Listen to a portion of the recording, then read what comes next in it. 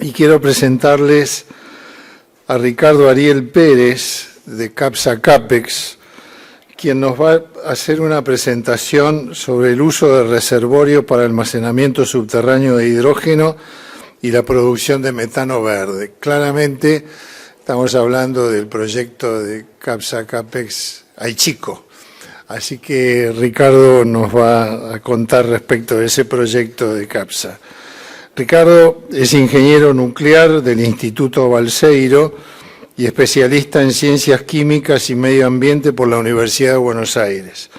Actualmente es gerente de energía del grupo CAPEX, habiéndose desempeñado desde 2006 como ingeniero de procesos y coordinador de la planta de hidrógeno de ADEMA y gerente de energías renovables. Se desenvolvió también en I+D en combustibles nucleares argentinos y las consultoras Solex y Cotesa. Ricardo.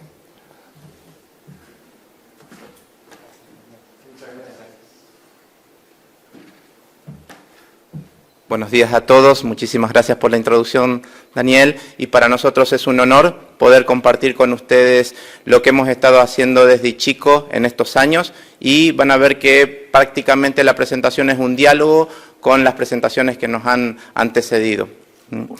Vamos a comenzar mostrando quiénes somos. Somos una empresa privada argentina, nos dedicamos a la energía en zona patagónica, producimos petróleo, gas, producimos energía eléctrica a partir de un ciclo combinado quemando nuestro propio gas, y lo podemos considerar como un pequeño ecosistema de lo que es transición energética.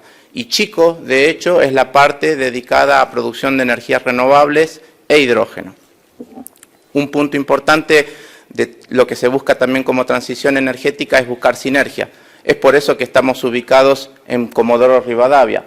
Lo que están viendo acá, todo lo que están viendo acá, la planta de hidrógeno, los parques eólicos y donde estamos haciendo el almacenamiento subterráneo de hidrógeno, está arriba de un yacimiento de petróleo y de gas. Consideramos entonces que la sinergia es el punto clave para ir haciendo que estas nuevas tecnologías sean factibles de ejecutar. Lo que están viendo acá, vamos a ver algunos detalles, pero para ir luego al foco de lo que es almacenamiento subterráneo de hidrógeno y metano verde, es una instalación de hidrógeno que está funcionando desde el año 2009, ya vamos a ver los detalles. Dos parques eólicos que tenemos ahí, el primero fue inaugurado en el año 2011, fue el primer parque en conectarse a la red nacional. Y la parte de almacenamiento subterráneo, lo que están viendo ahí es la boca de pozo en donde llega la parte de hidrógeno. Y las fechas que ponemos las mencionamos porque vamos a ver que los resultados que vamos a mostrar acá tomaron bastante tiempo en llegar a esa escala de madurez. Es decir, que celebramos estos encuentros porque hace falta que, como se dijo a la mañana también, tengamos y le demos una fase colaborativa a todas estas nuevas tecnologías. Para situarnos dónde estamos produciendo el hidrógeno y qué estamos haciendo con ese hidrógeno, esto está aproximadamente a unos 30 kilómetros de la ciudad de Comodoro Rivadavia, en el yacimiento de ADEMA, y lo que tienen acá es, por un lado, dos electrolizadores a partir de los cuales se produce hidrógeno y oxígeno. El hidrógeno, buscando nuevamente una sinergia con el yacimiento, se mezcla con el gas que produce el yacimiento y eso es lo que abastece a un motogenerador de 1,4 megawatts que quema esas mezclas combustibles de hidrógeno y gas natural. Por otro lado, también buscando sinergia, el oxígeno que producimos a partir de la descomposición del agua también alimenta al mercado regional y local como oxígeno de alta pureza. Es un oxígeno que antes se tenía que importar en el país. Vamos a ver en conexión que una derivación de acá es lo que luego vamos a enviar a un pozo, a un reservorio depletado de gas. Entonces sepan que acá estamos viendo una derivación que va hacia el gas, a la mezcla con gas natural donde hacemos energía, y una derivación es la que va a salir hacia un pozo depletado de gas. ¿Por qué estamos trabajando en almacenamiento de hidrógeno y por qué estamos trabajando, también exploramos la producción de gas natural sintético o metano verde? Acá lo que vemos es un resultado, un resumen del Instituto Fraunhofer de distintas formas de almacenar energía. Cuando uno habla de almacenar grandes volúmenes de energía durante mucho tiempo, esto significa grandes cantidades de energía y grandes potencias, competitivamente las tecnologías que se avisoran son justamente la de hidrógeno y la de gas natural sintético. Es por eso que estamos trabajando en esas tecnologías como una forma de almacenar el viento, almacenar el sol. Concretamente, ¿cuál fue nuestra visión de negocio cuando hacemos estos? Estamos viendo que una forma de almacenar esa energía justamente del viento, que es lo que rige en nuestra Patagonia, sería cuando hay mucho viento, producir hidrógeno, cuando no hay viento y queremos seguir dependiendo de energías limpias, poder almacenar ese viento en forma de hidrógeno, sacarlo de un yacimiento, por ejemplo, un reservorio depletado de gas y producir nuevamente energía, como lo estamos haciendo actualmente en la planta de Ichico.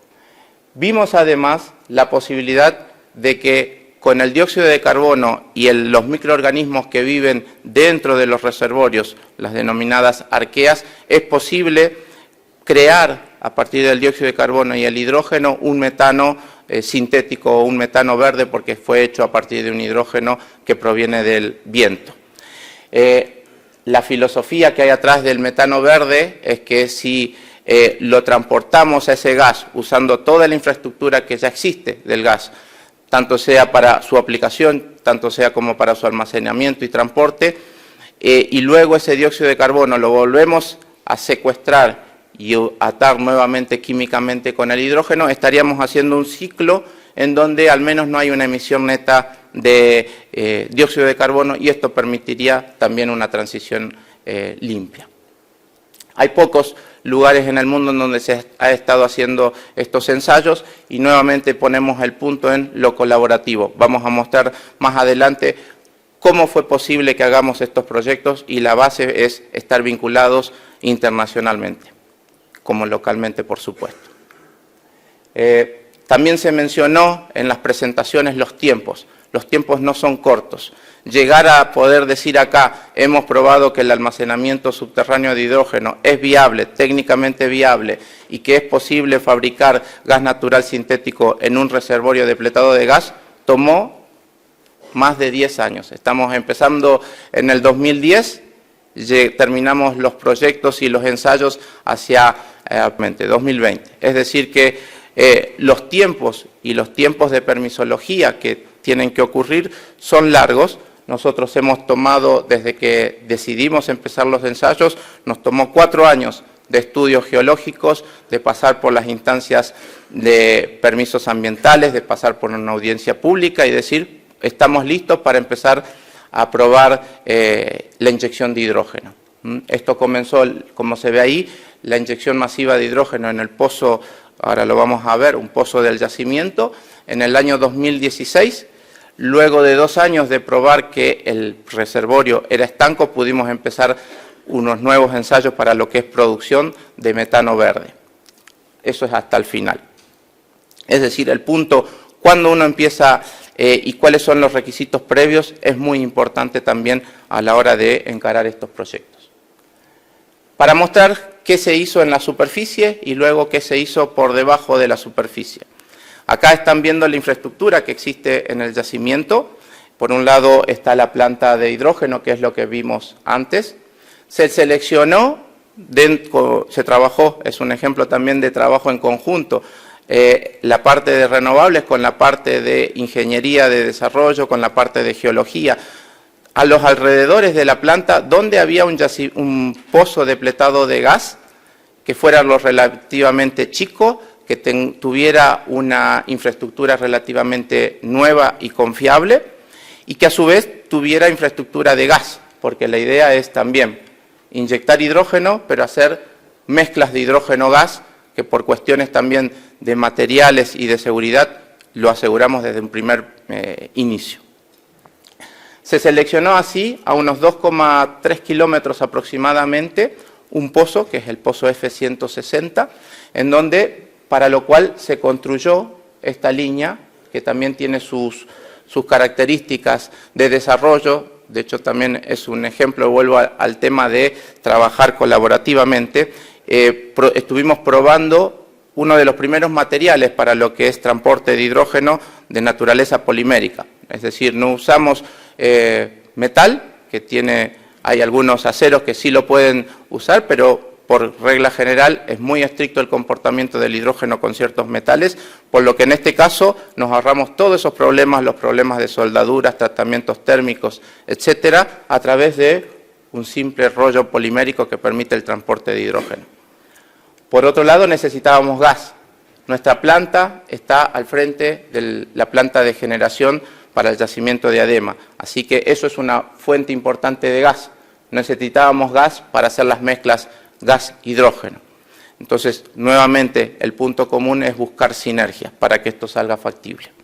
Acá lo que estamos viendo, y vamos a ver luego por qué estamos trabajando con estas presiones, la presión con la que se produce hidrógeno en la planta es de 10 bar, la presión que necesitábamos para las mezclas era mayor a 20 bars y lo sacamos de la parte de generación.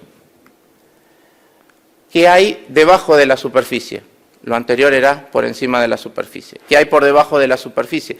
También en las presentaciones anteriores se mostró lo importante de que es seleccionar la profundidad, de seleccionar que la formación, la roca reservorio sea la específica, que la roca sello sea la específica, que haya poros, que haya una permeabilidad. Todas esas características están volcadas acá, como es una presentación les queda a ustedes, pero estas son las características del reservorio que se detectó y que se seleccionó. Luego vamos a ver que a los términos geológicos es algo relativamente chico. Estamos hablando de un pozo donde hemos inyectado alrededor de unos 700.000 metros cúbicos de mezcla fluida.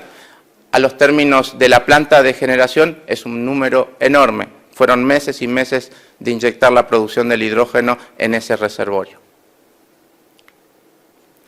¿En qué consistió los ensayos y cómo se llegó a probar que esto era estanco para hidrógeno? Y luego vamos a ver qué implica con la parte de gas natural sintético. Primeramente, era un pozo depletado de gas, es decir, que si algo tuvo gas por millones de años, la primera prueba natural fue decir, bueno, vamos a volver a inyectar ese gas natural, y ver si efectivamente sigue siendo estanco. El sentido común decía que sí, pero tuvimos que probarlo. Luego empezamos a inyectar trazas de hidrógeno, porque puede ser estanco para el gas, pero no estanco para el hidrógeno, justamente es la molécula más pequeña que existe en el universo. Entonces empezamos a inyectar al nivel de ppm de hidrógeno y empezar a monitorear, eso tardó también varios meses, empezar a monitorear que ese hidrógeno que estamos inyectando no salía por otros pozos o por otras fallas. Entonces hubo que trabajar en lo que es monitoreo muy selectivamente, haciendo una campaña de línea base primeramente y luego ver si esa línea base se afectaba o no por la inyección de pequeñas cantidades de hidrógeno. Cuando eso fue probado, empezamos la inyección de mayor cantidad de hidrógeno, que es lo que aquí se ve en barras azules. Lo que ven también en esta gráfica de barras es que hemos cuidado que esa porción de hidrógeno en la mezcla total no sea mayor a un 10%. ¿Y por qué no mayor a un 10%? Justamente temas relacionados con materiales y seguridad. Una mezcla de hasta el 10% de hidrógeno sabemos que se comporta muy parecido a lo que es el gas natural. De hecho, es parte de lo que se estudia para las aplicaciones normales donde se usa gas natural. Hacer mezclas gas-hidrógeno hasta un 10% es algo relativamente sencillo de probar. Por eso es que usamos toda la infraestructura que ya existía en ese pozo, era infraestructura para gas natural, y lo probamos con esta mezcla hasta el 10% de hidrógeno y probamos que era estanca. Entonces, nuevamente llegamos como criterio de seguridad también, dijimos no sobrepasar la presión original del reservorio. La presión original del reservorio era 25 bar, por lo que en todo momento nunca pasamos esa presión original. Luego de muchos ensayos de medir no solamente presión en boca de pozo, sino poner ameradas y medir qué pasa con la presión a los 815 metros donde está situado el reservorio, fue algo que también se monitoreó durante meses, para concluir que efectivamente el reservorio era estanco al hidrógeno. Muy bien, ejemplos de trabajo colaborativo. Nada de esto se podría haber hecho si no hubiéramos estado en contacto con el mundo externo, tanto lo que es nacional como fuera de Argentina. Algo que nos dio una gran puerta al conocimiento fue participar en el proyecto Highlander, es un proyecto de la Unión Europea, fuimos la única empresa no europea participando, y el por qué fue porque nuestro proyecto era apto para introducir hidrógeno en un reservorio depletado de gas. En Europa hay muchas cavernas salinas, es una tecnología también apta para lo que es almacenamiento de dióxido de carbono, se está estudiando muchísimo, pero cuando uno ve en el mundo cuántos están haciendo experiencias en pozos depletados de gas, había muy pocos. Por eso es que fuimos seleccionados y pudimos participar ahí. En lo que es la infraestructura, comentamos otro ejemplo de lo que fue la red para transportar el hidrógeno, eso fue otro ejemplo. Y así también experiencias con otras compañías que han estado transitando experiencias similares. Por supuesto, la parte de investigación y desarrollo, para el caso de materiales, es otro ejemplo. El caso de qué pasa cuando se inyecta el hidrógeno con los materiales, pero también qué pasa con el hidrógeno y la geología que hay envuelta en los reservorios, es algo muy complejo y eso se estuvo haciendo con laboratorios e instituciones trabajando en consorcio, fundamentalmente en Europa en estos casos. Dentro de una de estas reuniones entre distintas empresas e instituciones de investigación y desarrollo, surgió la posibilidad de analizar qué había vivo en ese reservorio. Y una posibilidad que surgió hacia el año 2014 es analizar los ADN de los microorganismos que habían ahí y ver si algunos de ellos eran estas denominadas arqueas, que eran capaces de digerir, para ponerlo en términos simples, digerir dióxido de carbono e hidrógeno y con eso producir en su metabolismo metano, que en este caso sería un metano verde. Entonces empezamos los ensayos y sacar las muestras de ese material vivo fue algo muy complicado, pero la respuesta fue que sí, que efectivamente existían las arqueas que podían producir metano verde a partir de dióxido de carbono e hidrógeno.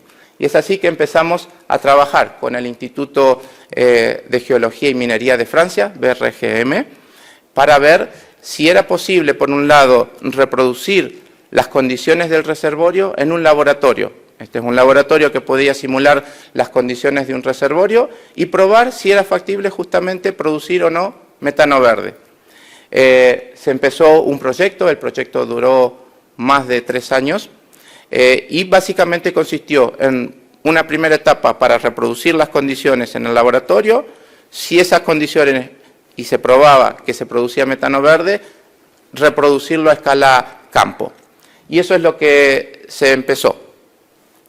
El objetivo era bastante ambicioso, era conocer todas las reacciones, simular y llegar a comprender el modelo que explica cómo se produce metano verde en un reservorio depletado de gas. Ahora vamos a ver si lo cumplimos o no. Por un lado, ¿qué se hizo en el laboratorio? En el laboratorio, bueno, básicamente fue, y lo más difícil fue, reproducir en el laboratorio, llevar las muestras de las rocas reservorio, las rocas sello, los fluidos, todo y reproducir las condiciones del reservorio en un laboratorio. En este caso se logró eso, se logró demostrar que es factible producir el metano verde y por eso es que se llevó a la siguiente instancia, que es llevarlo al campo y hacerlo en el campo. Las pruebas en el campo, ¿qué hicieron? No eran simples tampoco.